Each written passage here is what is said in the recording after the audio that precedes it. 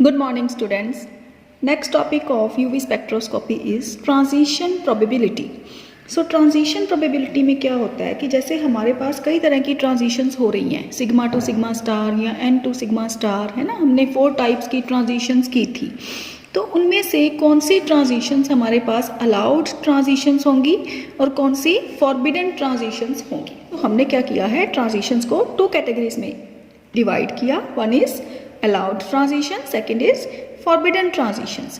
So allowed transitions हम किसको बोलते हैं, जिसमें हमारे पास जो एप्सिलॉन मैक्सिमम, जैसे इसका मतलब क्या है कि इंटेंसिटी, तो इंटेंसिटी की वैल्यू अगर हमारे पास 10⁴ से ज़्यादा आ रही है तो उसको हम बोलते हैं अलाउड ट्रांजिशंस, ठीक है।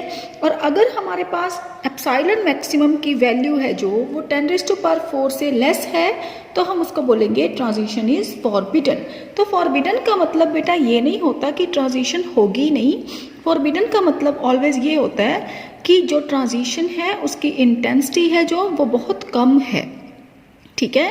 ट्रांजिशन तो होगी लेकिन उसकी जो इंटेंसिटी होगी वो बहुत कम होगी। क्लियर। सो एक चीज़ और है कि जो अलाउड ट्रांजिशंस हैं, हमारे पास 4 टाइप की ट्रांजिशंस मैंने आपको लास्ट वीडियो में करवाई थी।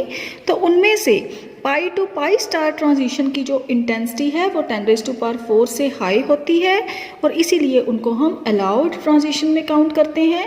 और जो होती है हमारे पास n to pi star transitions, n to pi star, तो उनको हम बोलते हैं फॉरबिडन ट्रांजिशंस, ठीक है। सो 2 तरह की, क्योंकि मैंने आपको बताया था ना कि जो सिग्मा वाली होती हैं वो तो आउटसाइड यूवी रीजन फॉल करती हैं।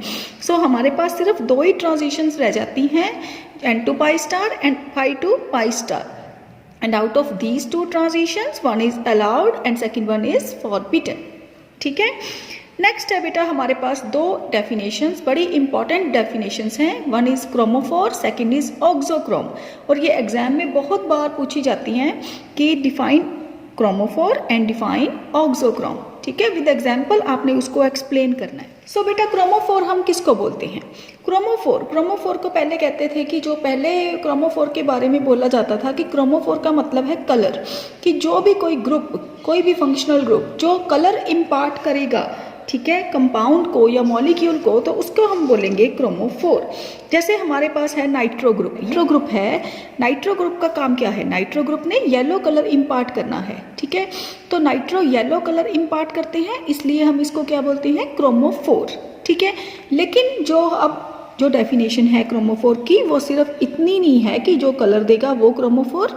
उसकी डेफिनेशन क्या है हमारे पास कि any group which shows absorption of radiation in visible or UV region, it may or may not impart colour to the compound.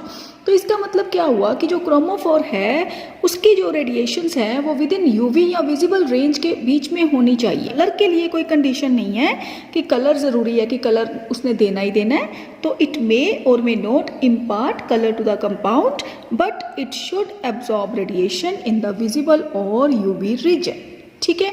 तो जो क्रोमोफोर है हमने उसको 2 क्लासेस में डिवाइड किया है। फर्स्ट वन है बेटा हमारे पास C डबल बॉन्ड C या C ट्रिपल बॉन्ड C, मतलब जिसमें भी अनसैचुरेशन होगी, जिसमें पाई इलेक्ट्रॉन्स होंगे, वो क्या शो करेंगे, pi to pi star transitions. Second है हमारे पास जिसमें कोई फंक्शनल ग्रुप आ गया, जैसे कार्बोनाइल ग्रुप है या N डबल बॉन्ड N है, नाइट्रो ग्रुप है जिसमें N इलेक्ट्रॉन्स भी हैं और पाई इलेक्ट्रॉन्स भी हैं। N इलेक्ट्रॉन्स भी मैंने आपको बताया हुआ पिछली वीडियो में कि क्या था वो, N मतलब लोन पेयर ऑफ इलेक्ट्रॉन्स, मतलब नॉन बॉन्डिंग इलेक्ट्रॉन्स। तो जिसमें ये होंगे वो क्या शो करेंगे, N to pi star as well as pi to pi star transitions, ठीक है। सो ये करना है आपने क्रोमोफोर के बारे में कि क्रोमोफोर क्या होते हैं। अगर आपको आता है ऐसा कोई क्वेश्चन कि डिफाइन क्रोमोफोर, तो आप उसकी टाइप्स भी ज़रूर बताओ उसकी डेफिनेशन के साथ साथ, ठीक है। सो नेक्स्ट है बेटा ऑक्सोक्रोम। सो ऑक्सोक्रोम हम किसको बोलते हैं, auxochrome which does not act as chromophore but when attached to chromophore shift the absorption to longer wavelength, कि जो खुद क्रोमोफोर की तरह तो एक्ट नहीं करता, लेकिन क्या है अगर किसी क्रोमोफोर के साथ अटैच है, जैसे सपोज कोई बेंजीन रिंग है, बेंजीन में क्या है अब C डबल बॉन्ड C, तो हमने बोला है ना कि वो क्रोमोफोर की तरह एक्ट करेगा। लेकिन अगर बेंजीन के ऊपर कोई ऐसा ग्रुप लग गया जिससे उसने उसकी कॉन्जुगेशन को इंक्रीज कर दिया या रेजोनेटिंग स्ट्रक्चर्स बन गई उसकी, ठीक है, तो उससे क्या होगा, जो उसकी एब्जॉर्प्शन है वो लॉन्ग वेवलेंथ की तरफ शिफ्ट होगी, ठीक है।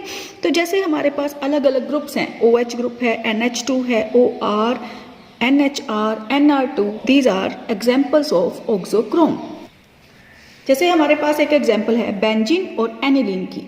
अब देखो बेंजीन में कोई ग्रुप नहीं है, जब हमने बेंजीन के ऊपर एक ग्रुप इंट्रोड्यूस किया मतलब NH2।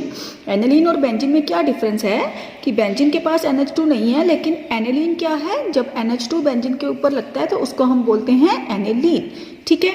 तो बेंजीन की लैम्डा जो है वेवलेंथ वो कितनी है 255, लेकिन एनिलीन के केस में हमारे पास है 280 नैनोमीटर। सो NH2 के कारण हुआ क्या, NH2 के कारण क्या हुआ कि कॉन्जुगेशन है जो वो इंक्रीज हो गई, कॉन्जुगेशन एक्सटेंड हो गई। बेंजीन में भी कॉन्जुगेशन होती है, बेंजीन में डबल सिंगल हमारे पास ऑल्टरनेट होते हैं ना बॉन्ड, लेकिन NH2 के पास लोन पेयर होने की वजह से उसने कॉन्जुगेशन को क्या कर दिया, इंक्रीज, ठीक है। सेकेंड एग्जाम्पल है बेटा हमारे पास azobenzene and para ethoxy azobenzene. अब एजोबेंजीन में भी है हमारे पास कॉन्जुगेशन, लेकिन पैरा इथॉक्सी ग्रुप लगने के बाद क्या हुआ, वो क्या है पैरा इथॉक्सी OC2H5। हमने अभी की ना ऑक्सोक्रोम की एग्जाम्पल कि जहां पे हमने लिखा है OR, तो what is OC2H5, it is OR, clear. So para ethoxy azobenzene, तो पैरा इथॉक्सी एजोबेंजीन में कॉन्जुगेशन और एक्सटेंड हो गई, जिससे उसकी लैम्डा की वैल्यू 320 से कितनी शिफ्ट हो गई 385 नैनोमीटर, ओके। सो ये था बेटा auxochrome and chromophore. Next topic है हमारे पास change in position and intensity of absorption. ये भी काफी इंपॉर्टेंट है बेटा। इसमें क्या है, change in position and intensity में देखो यहाँ पर हमारे पास 4 तरह के इफेक्ट्स होते हैं। फर्स्ट है बेथोक्रोमिक शिफ्ट, जिसको हम रेड शिफ्ट भी बोलते हैं। सेकंड हिप्सोक्रोमिक और blue shift. Third is hyperchromic shift and fourth one is hypochromic shift. अब 2 इफेक्ट का रिलेशन वेवलेंथ के साथ है और 2 इफेक्ट का रिलेशन हमारे पास इंटेंसिटी के साथ है। जो रेड शिफ्ट और ब्लू शिफ्ट है ये वेवलेंथ के साथ रिलेटेड है। अगर वेवलेंथ किसी में ज़्यादा होगी तो उसको हम बोलते हैं रेड शिफ्ट, और अगर वेवलेंथ कम होगी तो उसको हम बोलते हैं ब्लू शिफ्ट, ठीक है।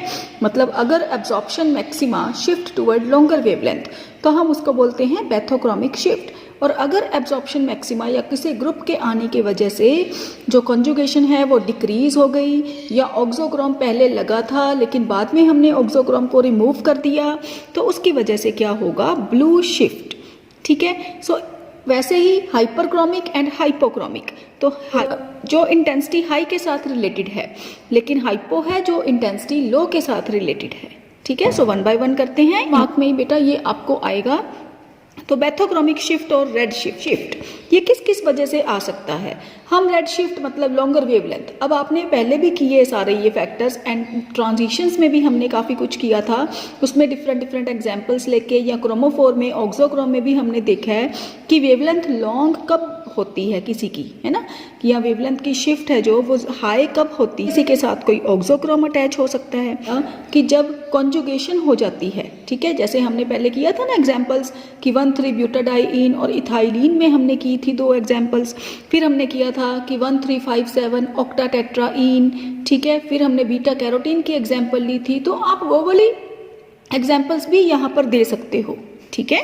सो अटैचमेंट ऑक्सोक्रोम के बीच में आप दूसरी एग्जांपल दे सकते हो पैरा इथॉक्सी एजोबेंजीन की, या फिर बेंजीन और एनिलीन की, ठीक है। कोई भी एग्जांपल आप यहाँ पर दे सकते हो।